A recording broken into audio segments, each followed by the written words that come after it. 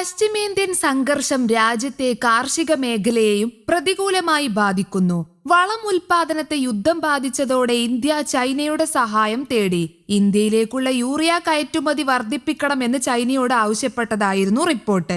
പശ്ചിമേന്ത്യയിലെ സംഘർഷം ദ്രവീകൃത പ്രകൃതിവാതകത്തിന്റെ വിതരണത്തെ പ്രതികൂലമായി ബാധിച്ചു. വളം ഉൽപാദനത്തിലെ പ്രധാന അസംസ്കൃത വസ്തുവാണ് LPG.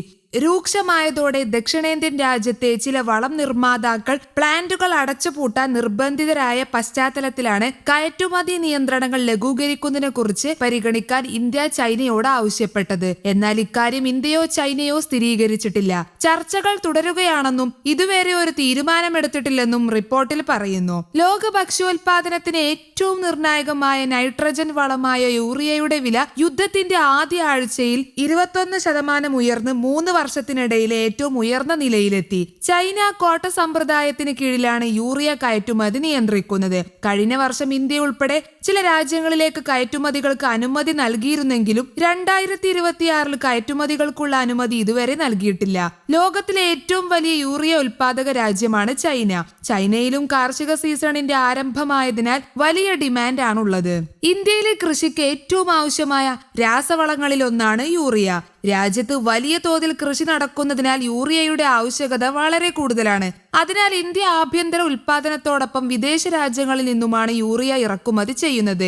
ഇപ്പോഴത്തെ പുതിയ റിപ്പോർട്ടുകൾ പ്രകാരം യൂറിയ ഇറക്കുമതി സംബന്ധിച്ച് സർക്കാർ വിവിധ നടപടികളാണ് സ്വീകരിച്ചിരിക്കുന്നത്. ഇന്ത്യ സർക്കാർ 2026 മാർച്ച് 31 വരെ യൂറിയ ഇറക്കുമതി തുടരാൻ അനുമതി നൽകിയിട്ടുണ്ട്. ഇതനുസരിച്ച് സർക്കാർ സ്ഥാപനമായ ഇന്ത്യൻ പൊട്ടാഷ് ലിമിറ്റഡ് മുഖേനയാണ് യൂറിയ പ്രധാനമായും ഇറക്കുമതി ചെയ്യുന്നത്. ഇതിലൂടെ രാജ്യത്തെ കർഷകർക്ക് ആവശ്യമായ വളം ലഭ്യമാക്കുക എന്നതാണ് ലക്ഷ്യം. ലോകത്തിലെ കൃഷി മേഖലയുമായി ബന്ധപ്പെട്ട പ്രധാന ഘടകമാണ് വള ഉൽപാദനം എന്നുള്ളത്. എന്നാൽ കഴിഞ്ഞ കുറച്ച് വർഷങ്ങളായി വിവിധ അന്താരാഷ്ട്ര യുദ്ധങ്ങളും രാഷ്ട്രീയ സംഘർഷങ്ങളും വള നിർമ്മാണത്തെയും വിതരണത്തെയും ഗുരുതരമായി ബാധിച്ചിരിക്കുകയാണ്. പ്രത്യേകിച്ച് യുക്രൈൻ റഷ്യ സംഘർഷം ആരംഭിച്ചതിന് ശേഷം ലോക വിപണിയിലെ വളം വിതരണം വലിയ രീതിയിലാണ് തടസ്സപ്പെട്ടത്.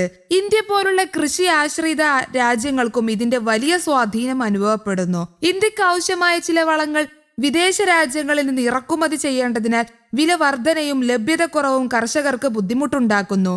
വളത്തിന്റെ വില കൂടുന്നത് കൃഷി ചെലവ് വർദ്ധിപ്പിക്കുകയും വിളവെടുപ്പിനെയും ബാധിക്കുകയും ചെയ്യാം. ഇതിനാൽ പല രാജ്യങ്ങളും വളത്തിന്റെ ആഭ്യന്തര ഉൽപാദനം വർദ്ധിപ്പിക്കാൻ ശ്രമിക്കുന്നു. പുതിയ ഫാക്ടറികൾ ആരംഭിക്കുകയും പഴയ ഫാക്ടറികൾ നവീകരിക്കുകയും ചെയ്യുന്ന പദ്ധതികൾ സർക്കാർ നടപ്പിലാക്കുന്നുമുണ്ട്.